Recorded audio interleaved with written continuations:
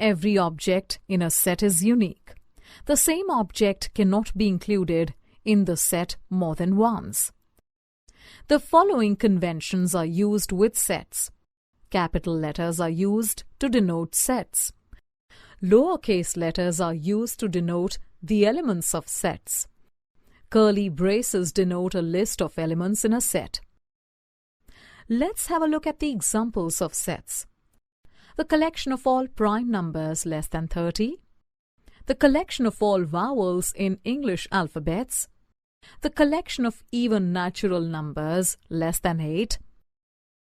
The collection of plants in a nursery. Use of symbols.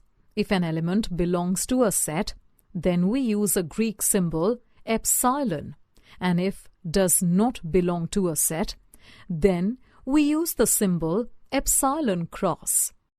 See this example.